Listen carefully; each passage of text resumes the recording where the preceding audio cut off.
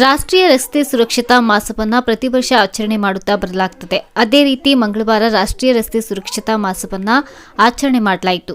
ಹಾಗೂ ಧಾರವಾಡ ಜಿಲ್ಲಾಡಳಿತ, ಸಾರಿಗೆ ಇಲಾಖೆ, ವಿವಿಧ ಸಂಘ ಸಂಸ್ಥೆಗಳ ಸಹಯೋಗದಲ್ಲಿ ಕಾಲ್ನಡಿಗೆ ಮೂಲಕ ರಸ್ತೆ ಸುರಕ್ಷತೆ ಬಗ್ಗೆ ಜಾಗೃತಿ ಮೂಡಿಸಲಾಯಿತು. ಜಿಲ್ಲಾಧಿಕಾರಿ ದಿವ್ಯಪ್ರಭು ಅವರು ಈ ಕಾಲ್ನಡಿಗೆಗೆ ಹಸಿರು ಬಾವುಟ ತೋರಿಸುವ ಮೂಲಕ ಚಾಲನೆ ನೀಡಿದರು. ಸ್ವತಃ ತಾವು ಕೂಡ ಕಾಲ್ನಡಿಗೆ ಮೂಲಕ ರಸ್ತೆ ಸುರಕ್ಷತೆ ಬಗ್ಗೆ ಜಾಗೃತಿ ಮೂಡಿಸಿದರು. ಜಿಲ್ಲಾ ಪೊಲೀಸ್ ವರಿಷ್ಠಾಧಿಕಾರಿ ಡಾ ಗೋಪಾಲ್ ಬ್ಯಾಕೋಡ್ ಸೇರಿದಂತೆ ವಿವಿಧ ಇಲಾಖೆ ಅಧಿಕಾರಿಗಳು ಪಾಲ್ಗೊಂಡಿದ್ದರು.